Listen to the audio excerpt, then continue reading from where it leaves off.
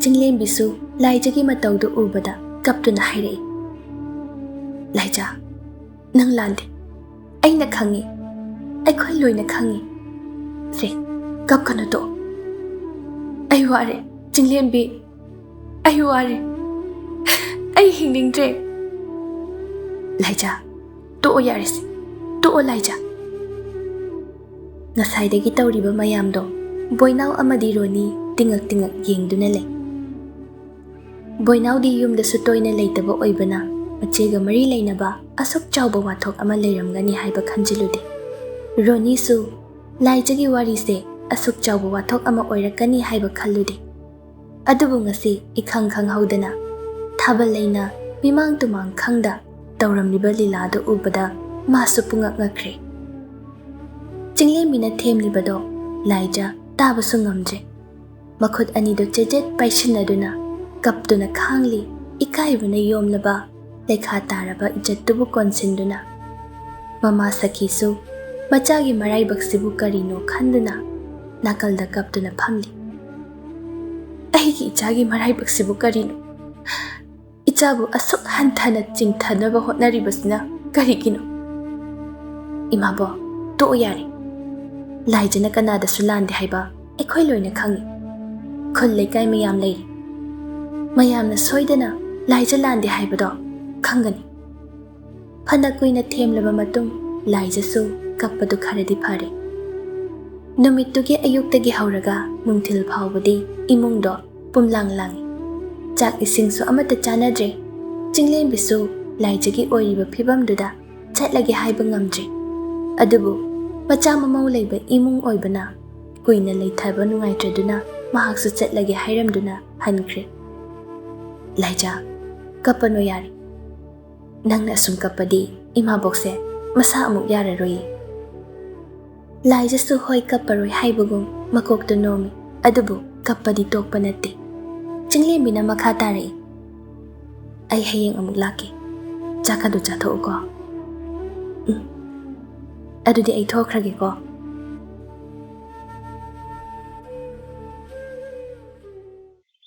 Pathau meeting tawbado hek loibaga investor lakpa mayamdo nauna semgatliba tourist resort tuda site visit purai. Marak khara thabakta mai thawoina onsindabagi chechang thabak mayam ama paiduna leiri. Namittumadi thebasu sor honba sangdre. Office tugi staff pumba thabakki thabak ngakta ngairi. Pathaugi office ta changduna hairei. Tamo, kainomda charaga ngakta pothase.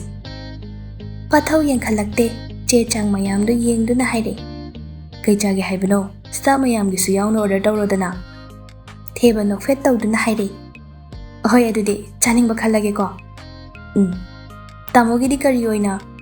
Aidi charo, noi charo. Ayukte kemda su chadri kainomni chawdana. Theba yam ngang khreda. Ahoy tamo. Pathaugi hainabi oikhrabani wakhal henjina warabadi thabakta tainaduna tumba chaba khangdaba makai thabak subasi. Madumakni ngasi pathauna tawriba. Tawpham khangda suriba thabak mayamdo wakhal pukningdi maphamduda leiba natte. Loiroi naiba chingsang parengna uitharakpa maphamduda lamdam tamna tariba magi apikpa khungangduda leihauraba. Thawaidubuni mikup khoding ningsingliba. Upai leita kainabagi bidai pikhrabi nungsibagi haurapham oiribi magi wakhaldani ngauchatnariba. Kari karamba magi yawabu tagani khanbada mibaiba supoi. Kanana kari maral langsinbiduna mabu upul marakta nethattuna thambiramlabadi khallubada tawramba thabaksu chap lepi. Office ki chechang mayamdo lepduna yengduna wakhalda laithoknabu hotnaribado ngamlaktraduna chairduda makokto ngathaduna makhutuna mitpal anido namduna pothari. Tanjaduda table thamliba phone do call lakpaduda mamit khangsingduna kanano khanna yeng. Malangi call oirambaduda wakhaldo swai lawba phawi mikupduda. Mapham marang khangda khanghaudana mihulgi khongjel-dusu yankhalai. Sor amakak hondoktuna call do paikhatli. Hello, bye. Nang hojik kaile? Office ta. Ai warise tamsi tamloi sum khalambani. Malangi wahaiduda hanadagi mihul chongduna leiramba oibaga phamlambadagi fuk hawatuna pakhatna hangle. Kedore khudaktuda malangna ayuktagi thokiba wari pumnamak pathauda tamli. Warido loiba nangdi pathau chairduda yanduna thamliba kotune table thamliba garidune paikhatuna yamna phingna office tagi thoki. Pathau na magi kadagi tholakpada theba thengnei. Theba na chanchat tawduna hangle. Tamo kaidano mo thabakni aishu laktoira lakano mayam si senaramo oi tam. Pathau na madila anu haibaduda theba harau mankhiduna magi chairduda longna haithaduna nasaidagi sor machet honduna thabak chelubado sangno hondoi. Pathau garidu yamni yangna thodokduna thokre. Lambida malangda call tawshili. Hello kayorage lambida lai. Hoi nang laaga aigi sida hana chango kaidawsige haibado hana khanasi. Midi yam thina usitre moi matai manawna tawrido. Somdana chinglembi hek thokhibaga kaihak leiraga boinawna amuk haurabani. Imungdo mathak makha onba makhai ngangnarakpa. Boinawna yum halakpaga magi nupi ronina machegi warido haptok hapchin tawduna wathok amagum tamkhrabani. Madugi mathaktuda ngasti thabal leina tawramliba mayamduni ahal ahumduna imungdugi ijat panduna nganglambani. Boinawsu tainafam khangda macheda oina loina taishili. Wathoksu oirabani sorok lamjawduda mamangi numituda thokhiba thodoktugi wariduni ngasi thokliba thodoksini lekai sarasanba haibado oire. Pathau di sauningbana masado gari thawpham phau khangje. Asuk laphraba lamdo yaukiba khanghaude. Mahakna yorakpada numitsu takidawri. Hek yorakpaga khambagi yumda changlaktuna sumangdagi laktuna kaure. Mi leibro kana le. Thabalai thoglai thabalai shu pathau oirambaduda soidana laijagi maramna lakpa oiramgani khali. Kai leiri ibunga ta khamba leibra. Leite magi maram oiradi kaidano bender dara laija hoidara thibiruro. Thabalaigi wahaiduda pathau amuka hena sauningba haibado oire. Thabalaigi manakta khangching changsinduna yamna thauba mityengda makhut khodombi singduna haire. Noigumbana badanam pangpida pishanba yaba mi nate madu. Achummaral khangdana migi jatana hotnaribado aina lemna tharoi. Masi hairamlaga pathau wa makha taramda konthokduna konthonglomda gam thoglei. Konthongdugi hek leithorakpaga khambana makhong ani karan chenduna haiduna lakpadu thengnare. Pathau makhwang metuna ta khamba ni se khara usitnaba phai. Kaino aina nangi naral jabro shak hekda kakshilai natu na cha leiraba nangna nupida namit choirido sijagena hobani. Aduga nangna tawribado aigi iralda na khut soke tawbaga chap manai haibase ta khamba khangbidra male. Hera nangi naral gadi hainuda naral oiraga karigi mina huhankhibano. Aduga hojikti mina su lawbidre nangna su hanna yengbidre maduda aishu saru. Wado haiba loiba nangde pathau paishinduna khambagi mamaiduda kinna anirak ahumlak thenjali. Khamba masado hairang tawbagi ngakpa sungamda lambiduda longna haithe. Si pamagi natra nangna mi usitrido. Khamba amuksu karemna na hairai. Ai natana mabu lawbigi khanba kana lege. Sanje nahadusu miki thini aduga nangshu. Amuksu wadu loiba nangde pathau na khambagi furit collar do pairaga anirak ahumlak mamaiduda thenjali. Ihing na hing tari yamna sauna khambabu collar do pairaga chingkhatli aduga haire. Sidagi sum henjila adi aina lemna tharoi. Khul masel oibagi aina nangbu ngakpibani. Natlamdrabadi na twice logodabani. Wadu hairam laga pathau gari do mamai fat leiduna yangna thawkre. Paudu tabada boinaw machebu lana lauduna asawba saklon puduna mamada hairi. Ima, aikhoi ichena tawrise kaino? Yum sida aigi ijat ka amata yengdana hingningba mawongda hinglibase karigino? Boinaw, nang sumina tamsinbada chatlabra? Kaino, tamsinaba haibabo? Ima su tadro, lekai pumnamakna magi maramda matam lenpham oirise. Adubu na chena lande haibadudi nangdi khangbra? Karigi landabano?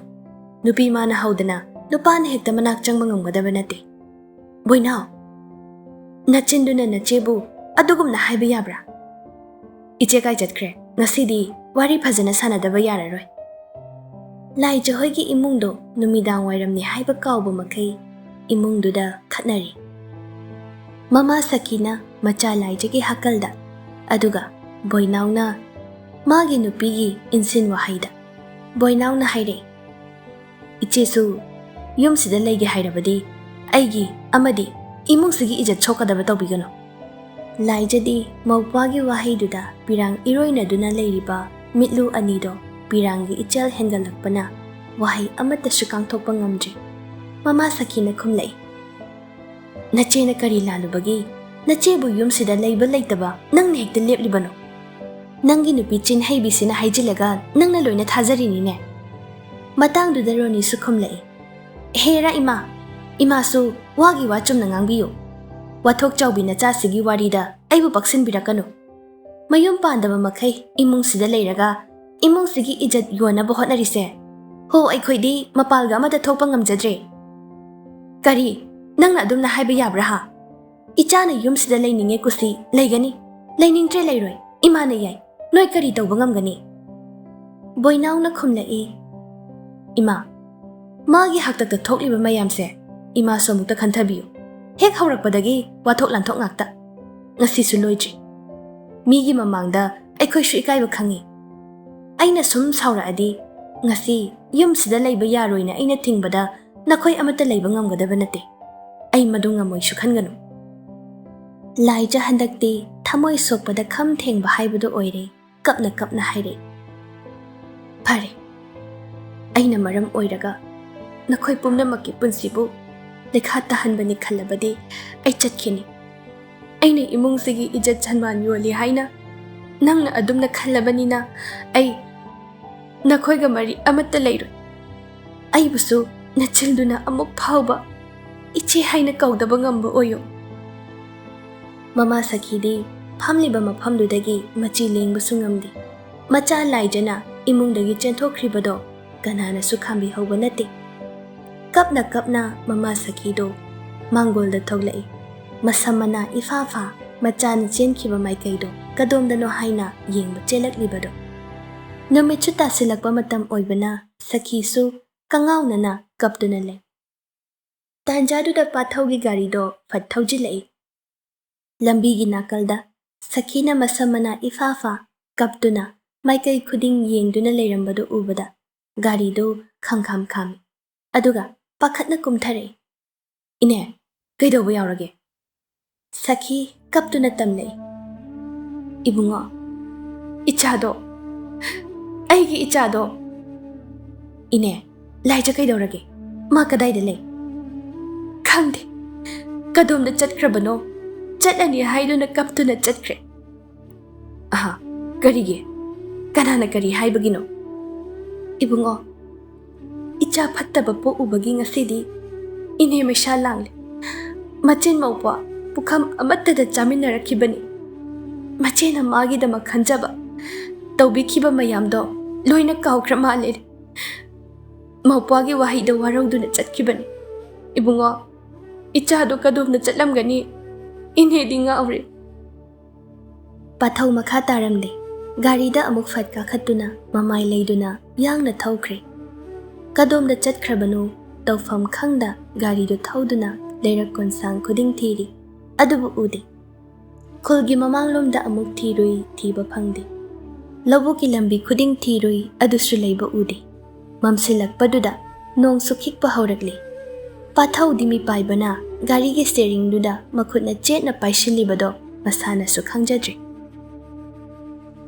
Thiba yaba thiri, thifam khangdraduna, aroiba oina, ching lambiduda, garidu thogalai. Nongdusu kansilai mikupduda. Lambiduna fattabani, nonglikduna, garigi mamaida tasinbani, garigi maingalduda, amamba marakduda, yet oi yengpham khangdre. Ching lambido, achauba gari changba yaba lambidi thawoina oidi. Khulgi misingna khong lambi oina sizinabani. Madu oirabasu, pathau, lepa laitana thaujilai. Asum thaurakpada uri, chatboy chenboy tauduna, makhong namasu sektuna chatlibado. Pathau garido khangthau thaujali, aduga manakta khami. Laija, mafam sida kana oirabano khanduna, pakhatna yengthore. Garigi maingal du kanbanbaga, kaplubagi mitsu, mami iseng sengdabaga, makhut nama thangatuna yengi. Pathauna gari dagi kumtharakpado ubada. Laija, holamba sordo, pungthing thingkhibagum tawi. Chaina makhal suna phanglaba, akiba punsigi thaudok kayana, mangtung animak thattuna thamlaba mikupsida. Mahakna mangda leplarabada, mikuptuda chensenduna koningi. Karigi aibo asuk kiba lambi se, ithanta chathalibano haina. Adubu, chimbal thokna haijaba ngamje. Chap leptuna lairiba khongphamdusu manglomna thangjinba ngamje. Makhut oiduna phanek machidu chetna paisinduna thamoigi wahai pumnamak pirangna mahut sinkhre. Laijana mapi sinthaduna chap leptuna lairibado pathau manakta changsilakduna laijabu khangkon konsili. Mapi sinthaduna hairei. Laija, pathauna kolibado laijana handoknaba hotnai. Pathaudagi khare chathoaga lepi aduga hairei. Aibu thirakanu. Masi hairaga laija mamai leiduna chatkige taubado pathauna makhut paiduna amuk chingsili. Kadaidano? Chachi hairadi aiga chachi. Thado ai chatki. Yaroi. Thado o haibani. Yumda chachi. Ai chatloi. Aibu thingano. Thado. Laija.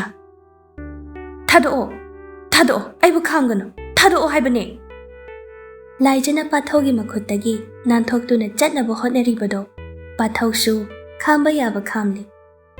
Aniduna ngaihak ningai sangdanaribado laijana sum henjilakpaduda laijabu pamkhatuna garigi manakta pushili. Thado kainu nangna tawrise. Thado haibani. Tumilayu. Laijana lau khongduna hairibado pathauna tasinada namdana laijabu gari manungda kakhathale aduga garigi thongdo lok tawsilaga yumlomda thawre. Pathauna namdana laijabu amuk yumduda pusilakle adubu laijadi ai changba ngamoi. Nangna tawrise kaino? Aibu sikro haibro. Thado. Sikro haiba nate. Hingnabane aina tawrise. Chatke hairasu phajana wari sanaraga chatsi.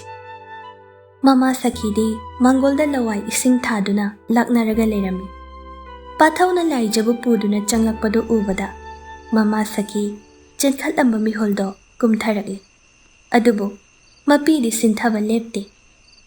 Nakalda boinauna makhwang metuna leirambadu ubada pathauna boinauda onsinduna kaino tawrise.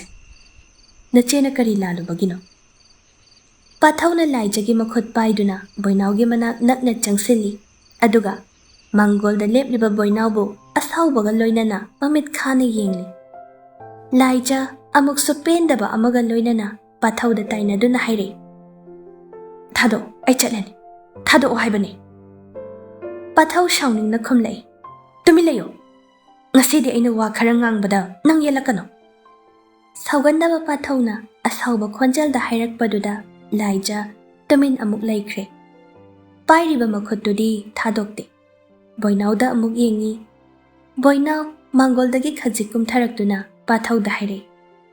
Wathok maraksida da pathau su amuk yokshilage khanbigano. Pathau asaubuda phathaduna maya chiktuna khumlai. Kari wathok? Kanagi wathok? Hek pokminnaba nache siburo nangna wathok chawbi hairise. Angang oiringaidagi nachegi magul khanglaktabra. Nangna ngasi nacheda siriba maralse. Da pathau na khangba wa nate. Sidi ekhoi imungi warini. Masida mitop yawbirakano. Phare. ꯑꯩ ꯃꯤꯇꯣꯞꯅꯤ ꯆꯨꯝꯃꯤ ꯑꯗꯨꯅ ꯃꯈꯥ ꯇꯥꯅ ꯍꯥꯏꯔꯔꯣꯏ ꯑꯗꯨꯒ ꯅꯪꯕꯨ ꯃꯐꯝꯁꯤꯗ ꯇꯞ ꯇꯥꯅ ꯐꯨꯕ ꯉꯝꯕ ꯃꯤꯅꯤ ꯍꯥꯏꯕꯁꯨ ꯈꯪꯉꯨ ꯑꯗꯨꯕꯨ ꯅꯆꯦ ꯑꯃꯗꯤ ꯏꯅꯦꯒꯤ ꯃꯥꯏ ꯌꯦꯡꯉꯒ ꯑꯩ ꯅꯪꯕꯨ ꯈꯨꯠ ꯊꯥꯅꯤꯡꯗꯦ ꯏꯖꯠ ꯌꯥꯝ ꯄꯥꯝꯕ ꯏꯅꯥꯎꯅꯤꯅ ꯍꯌꯦꯡ ꯅꯆꯦꯕꯨ ꯏꯖꯠꯀ ꯂꯣꯏꯅꯅ ꯉꯥꯏꯔꯝꯃꯨ ꯃꯁꯤ ꯍꯥꯏꯔꯒ ꯃꯥꯡꯒꯣꯜ ꯃꯆꯤꯗ ꯐꯝꯗꯨꯅ ꯀꯞꯂꯤꯕ ꯃꯃꯥ ꯁꯈꯤꯒꯤ ꯃꯅꯥꯛꯇ ꯆꯪꯁꯤꯟꯗꯨꯅ ꯍꯥꯏꯔꯛꯏ ꯏꯅꯦ ꯅꯆꯥꯕꯨ ꯂꯥꯟꯅ ꯂꯧꯕꯤꯒꯅꯨ ꯑꯩ ꯇꯁꯦꯡꯅ ꯂꯥꯏꯖꯕꯨ ꯐꯤꯕꯝꯁꯤꯗ ꯂꯩꯍꯜꯍꯧꯒꯗꯕ ꯑꯩ ꯄꯥꯝꯗ꯭ꯔꯦ ꯑꯗꯨꯅ ꯑꯩ ꯄꯨꯖꯈ꯭ꯔꯒꯦ ꯍꯌꯦꯡ ꯏꯃꯨꯡꯒꯤ ꯑꯍꯜ ꯂꯃꯟꯒ ꯂꯣꯏꯅꯅ ꯊꯤꯟꯖꯔꯛꯀꯦ ꯋꯥꯍꯩꯗꯨ ꯇꯥꯕꯗ ꯃꯃꯥ ꯁꯈꯤ ꯀꯔꯤ ꯍꯥꯏꯅꯤ ꯈꯪꯗ ꯃꯆꯥꯗ ꯑꯃꯨꯛ ꯌꯦꯡ ꯄꯥꯊꯧꯗ ꯑꯃꯨꯛ ꯌꯦꯡ ꯇꯧꯗꯨꯅ ꯂꯩꯔꯤ ꯂꯥꯏꯖꯁꯨ ꯇꯥꯔꯤꯕ ꯋꯥꯁꯦ ꯑꯆꯨꯝꯕꯅꯤ ꯍꯥꯏꯕ ꯉꯝꯗ꯭ꯔꯤ ꯃꯃꯤꯠ ꯃꯅꯥ ꯂꯥꯎꯊꯣꯛꯇꯨꯅ ꯌꯦꯡꯗꯨꯅ ꯂꯩ ꯄꯥꯊꯧꯅ ꯂꯥꯏꯖꯗ ꯃꯈꯨꯠ ꯄꯥꯏꯗꯨꯅ ꯍꯥꯏꯔꯛꯏ ꯆꯠꯁꯤ ꯑꯅꯤꯗꯨ ꯊꯣꯡꯒꯥꯜꯂꯣꯝꯗ ꯈꯣꯡꯂꯩ ꯊꯨꯅ ꯊꯣꯛꯈ꯭ꯔꯦ ꯊꯣꯡꯒꯥꯜ ꯃꯃꯥꯡꯗ ꯈꯥꯝꯂꯤꯕ ꯒꯥꯔꯤꯗꯨꯒꯤ ꯃꯅꯥꯛ ꯍꯦꯛ ꯌꯧꯕꯒ ꯂꯥꯏꯖꯅ ꯍꯥꯏꯔꯛꯏ ꯈꯨꯠꯁꯦ ꯊꯥꯗꯣꯛ ꯄꯥꯊꯧ ꯂꯥꯏꯖꯒꯤ ꯃꯈꯨꯠꯇꯣ ꯊꯥꯗꯣꯛꯇꯨꯅ ꯒꯥꯔꯤꯒꯤ ꯊꯣꯡꯗꯣ ꯍꯥꯡꯗꯣꯔꯛꯏ ꯀꯥꯈꯠꯂꯣ ꯑꯩ ꯆꯠꯄ ꯉꯝꯃꯣꯏ ꯃꯁꯤ ꯍꯥꯏꯔꯒ ꯂꯥꯏꯖ ꯃꯃꯥꯏ ꯂꯩꯗꯨꯅ ꯆꯠꯀꯦ ꯇꯧꯏ ꯄꯥꯊꯧꯅ ꯑꯃꯨꯛꯁꯨ ꯐꯥꯗꯨꯅ ꯍꯥꯏꯔꯛꯏ ꯀꯥꯈꯠꯂꯣ ꯍꯥꯏꯕꯅꯦ ꯀꯩꯒꯤꯅꯣ ꯑꯩ ꯉꯝꯃꯣꯏꯗꯤ ꯉꯝꯃꯣꯏ ꯂꯥꯏꯖ ꯋꯥ ꯌꯥꯝ ꯉꯥꯡꯅꯒꯨꯝꯁꯤ ꯌꯥꯝ ꯊꯨꯅ ꯀꯥꯈꯠꯂꯣ ꯅꯪꯒꯤꯁꯦ ꯑꯩꯅ ꯁꯥꯎꯔꯛꯑꯒ ꯅꯝꯗꯅ ꯒꯥꯔꯤꯁꯤꯗ ꯍꯥꯞꯆꯤꯟꯕ ꯉꯥꯏꯔꯤꯔꯣ ꯄꯥꯊꯧꯅ ꯁꯥꯎꯅ ꯍꯥꯏꯔꯛꯄꯗꯨꯗ ꯂꯥꯏꯖ ꯈꯨꯝꯗꯦ ꯇꯨꯃꯤꯟ ꯉꯥꯏꯍꯥꯛ ꯂꯩ ꯄꯥꯊꯧꯅ ꯑꯃꯨꯛ ꯍꯥꯏꯔꯛꯏ ꯐꯖꯅ ꯍꯥꯏꯔꯤꯉꯩꯁꯤꯗ ꯀꯥꯈꯠꯂꯣ ꯃꯤꯅ ꯎꯔꯒ ꯑꯃꯨꯛ ꯑꯅꯧꯕ ꯋꯥꯔꯤ ꯑꯣꯏꯅꯕ꯭ꯔꯣ ꯑꯩ ꯅꯪꯒ ꯆꯠꯄ ꯉꯝꯃꯣꯏ ꯑꯍꯣꯏ ꯌꯥꯔꯦ ꯆꯠꯀꯅꯨ ꯀꯥꯗ ꯀꯥꯈꯠꯂꯣ ꯑꯁꯥꯏꯗ ꯂꯩꯍꯧꯒꯦ ꯍꯥꯏꯔꯁꯨ ꯂꯩꯍꯧ ꯑꯩ ꯊꯤꯟꯗꯣꯛꯄꯤꯔꯝꯒꯦ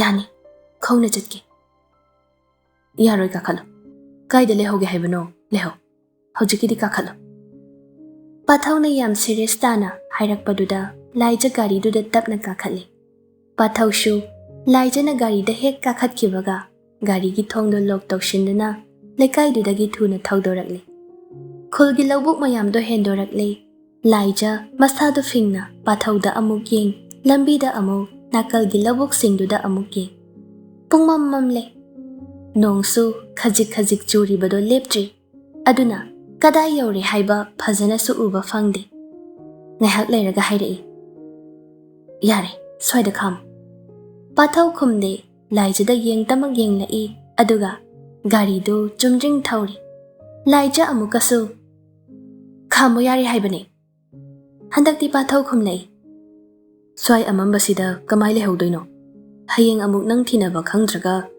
ꯑꯩꯒ ꯆꯠꯈꯤꯕꯅꯤ ꯍꯥꯏꯔꯗꯤ ꯑꯩ ꯗꯁꯥ ꯇꯥꯔꯣꯏꯗ꯭ꯔꯣ ꯂꯥꯏꯖ ꯇꯨꯃꯤꯟꯅ ꯉꯥꯏꯍꯥꯛ ꯑꯃꯨꯛ ꯂꯩ ꯈꯨꯜꯒꯤ ꯂꯝꯕꯤꯗꯣ ꯍꯦꯟꯗꯣꯔꯛꯇꯨꯅ ꯃꯦꯟ ꯔꯣꯗ ꯇꯥꯔꯛꯂꯤ ꯁꯨꯝ ꯂꯥꯛꯄꯗ ꯂꯝꯕꯤꯒꯤ ꯅꯥꯀꯜꯗ ꯄꯦꯇ꯭ꯔꯣꯜ ꯄꯝ ꯂꯩꯕꯗꯣ ꯂꯥꯞꯅ ꯎꯏ ꯂꯥꯏꯖꯅ ꯍꯥꯏꯔꯛꯏ ꯑꯁꯤꯗ ꯈꯥꯝꯃꯣ ꯌꯥꯔꯅꯤ ꯄꯥꯊꯧ ꯀꯔꯤꯁꯨ ꯊꯧꯁꯥꯗ ꯑꯃꯨꯛ ꯍꯥꯏꯔꯛꯏ ꯑꯗꯨꯒ ꯀꯥꯏ ꯆꯠꯇꯣꯏꯕ ꯈꯪꯗꯦ ꯆꯠꯅꯤꯡꯕ ꯃꯐꯝꯗ ꯆꯠꯀꯅꯤ ꯃꯐꯝ ꯍꯥꯏꯗ꯭ꯔꯗꯤ ꯌꯥꯔꯣꯏ ꯀꯩꯗꯧꯕ ꯌꯥꯔꯣꯏꯗꯣꯏꯅꯣ ꯑꯩꯅ ꯆꯠꯅꯤꯡꯕ ꯃꯐꯝꯗ ꯆꯠꯀꯅꯤ ꯑꯗꯨꯒ ꯍꯌꯦꯡ ꯑꯩꯅ ꯄꯨꯈꯤꯕꯅꯤ ꯍꯥꯏꯗꯅ ꯑꯩꯃꯨꯛ ꯆꯦꯟꯅꯔꯗꯤ ꯂꯥꯏꯖ ꯄꯥꯊꯧꯒꯤ ꯋꯥꯗꯨꯗ ꯈꯨꯝꯐꯝ ꯈꯪꯗ꯭ꯔꯦ ꯄꯩꯊꯣꯛꯇꯨꯅ ꯍꯥꯏꯔꯛꯏ ꯆꯦꯟꯅꯔꯣꯏ ꯍꯥꯏꯅꯔꯤꯉꯩ ꯄꯦꯇ꯭ꯔꯣꯜ ꯄꯝꯗꯣ ꯍꯦꯟꯗꯣꯛꯈ꯭ꯔꯦ ꯍꯦꯛ ꯍꯦꯟꯗꯣꯛꯈꯤꯕꯒ ꯂꯥꯏꯖꯅ ꯂꯩꯍꯧꯔꯦ ꯈꯥꯝꯃꯣ ꯍꯥꯏꯕꯅꯦ ꯅꯪꯅ ꯃꯐꯝꯁꯨ ꯍꯥꯏꯗꯦ ꯀꯃꯥꯏ ꯈꯥꯝꯗꯣꯏꯅꯣ ꯑꯩ ꯗꯁꯥ ꯇꯥꯕ ꯉꯝꯃꯣꯏ ꯇꯥꯍꯜꯂꯣꯏ ꯈꯥꯝꯃꯣ ꯀꯃꯥꯏ ꯇꯥꯍꯜꯂꯣꯏꯗꯣꯏꯕ ꯇꯥꯍꯜꯂꯣꯏ ꯈꯥꯝꯃꯣ ꯍꯥꯏꯕꯅꯦ ꯄꯥꯊꯧꯗꯤ ꯊꯋꯥ ꯁꯥꯗꯦ ꯁꯥꯎꯔꯝꯕ ꯁꯛꯐꯝꯁꯨ ꯍꯟꯖꯤꯟꯈ꯭ರೆ ꯃꯃꯤꯠꯇꯣ ꯂꯝꯕꯤꯗꯨꯗ ꯆꯨꯝꯗ꯭ꯔꯤꯡ ꯌꯦꯡꯗꯨꯅ ꯃꯣꯡ ꯍꯥꯗꯕ ꯃꯇꯧ ꯎꯠꯂꯤꯕꯗꯣ ꯎꯕꯗ ꯂꯥꯏꯖ ꯁꯨꯝ ꯁꯥꯎꯅꯤꯡꯕ ꯍꯦꯟꯒꯠꯂꯛꯏ ꯄꯥꯊꯧꯒꯤ ꯃꯈꯨꯠ ꯄꯥꯏꯗꯨꯅ ꯁꯥꯎꯅ ꯍꯥꯏꯔꯛꯏ ꯈꯥꯝꯃꯣ ꯍꯥꯏꯕꯅꯦ ꯑꯁꯤ ꯈꯔ ꯆꯠꯂꯒ ꯕꯁ ꯁ꯭ꯇꯣꯞ ꯑꯃ ꯂꯩꯕꯅꯦ ꯑꯗꯨꯗ ꯑꯣꯏꯅ ꯈꯥꯝꯕꯤꯔꯒꯦ ꯑꯔꯥꯛꯄ ꯕꯁ ꯑꯃꯗ ꯑꯗꯨꯝ ꯌꯥꯎꯈꯤꯕ ꯌꯥꯅꯤ ꯌꯥꯔꯕ ꯃꯝꯂꯕꯅꯤꯅ ꯀꯔꯤ ꯂꯝ ꯌꯧꯔꯦ ꯍꯥꯏꯕꯁꯨ ꯈꯪꯗꯕꯒꯤ ꯄꯥꯊꯧꯅ ꯍꯥꯏꯔꯤꯕꯗꯣ ꯊꯥꯖꯗꯨꯅ ꯑꯃꯨꯛ ꯇꯨꯃꯤꯟ ꯂꯩꯔꯦ ꯄꯥꯊꯧꯅ ꯍꯥꯏꯔꯛꯏ ꯄꯨꯡ 8:30 ꯇꯥꯗꯧꯔꯦ ꯌꯨꯝꯗ ꯀꯣꯜ ꯇꯧꯒꯦ ꯃꯄꯥꯒꯤ ꯅꯝꯕꯔꯗꯨꯗ ꯀꯣꯜ ꯇꯧꯏ ꯐꯣꯟꯗꯨ ꯒꯥꯔꯤꯒꯤ ꯕ꯭ꯂꯨꯇꯨꯠꯇ ꯁꯝꯕ ꯑꯣꯏꯕꯅ ꯂꯥꯎꯗ ꯁ꯭ꯄꯤꯀꯔ ꯊꯥꯔꯤꯕꯅꯤ꯫ ꯂꯥꯏꯖ ꯀꯔꯤꯁꯨ ꯈꯟꯗ ꯇꯨꯃꯤꯟ ꯃꯃꯥꯏꯗꯨ ꯑꯣꯟꯊꯣꯛꯇꯨꯅ ꯂꯝꯕꯤꯒꯤ ꯅꯥꯀꯜꯗ ꯌꯦꯡꯗꯨꯅ ꯂꯩ꯫ ꯍꯜꯂꯣ ꯕꯥꯕꯥ, ꯏꯃꯥ ꯀꯩꯗꯧꯔꯤꯒꯦ? ꯑꯝꯇ ꯄꯥꯏꯍꯜꯂꯛꯑꯣ꯫ ꯍꯣꯏ ꯍꯣꯏ, ꯆꯥꯛꯈꯨꯝꯗ ꯂꯩꯈꯤꯕꯅꯤ꯫ ꯍꯜꯂꯣ ꯏꯃꯥ, ꯆꯥꯛ ꯊꯣꯡꯉꯕꯣ? ꯊꯣꯡꯒꯦ ꯇꯧꯔꯤꯌꯦ, ꯅꯪꯕꯨ ꯀꯗꯥꯏ ꯂꯩꯒꯦꯅꯦ? ꯊꯦꯡꯉꯦꯅꯦ꯫ ꯍꯣꯏ ꯏꯃꯥ, ꯌꯧꯁꯤꯜꯂꯛꯇꯧꯔꯦ꯫ ꯑꯗꯣ ꯀꯩ ꯏꯟꯁꯥꯡ ꯊꯣꯡꯗꯣꯏꯅꯣ? ꯀꯥꯡꯁꯣꯏ ꯊꯣꯡꯅꯤ꯫ ꯐꯔꯦ, ꯆꯥꯛꯇꯣ ꯃꯤ ꯑꯃꯒꯤꯁꯨ ꯍꯦꯟꯖꯤꯟꯕꯤꯔꯝꯃꯣ꯫ ꯍꯣꯏ ꯍꯣꯏ, ꯀꯅꯥ ꯌꯥꯎꯔꯛꯀꯅꯤ? ꯄꯥꯊꯧꯒꯤ ꯋꯥꯗꯨꯗ ꯂꯥꯏꯖ ꯆꯤꯡꯅꯅ ꯌꯦꯡꯊꯣꯔꯛꯏ꯫ ꯃꯃꯥꯒꯤ ꯋꯥꯍꯪꯗꯨꯗ ꯄꯥꯊꯧꯁꯨ ꯂꯥꯏꯖꯗ ꯌꯦꯡꯗꯨꯅ ꯂꯨꯝꯅ ꯍꯥꯏꯔꯛꯏ꯫ ꯅꯃꯧꯁꯨ ꯌꯧꯔꯛꯏ꯫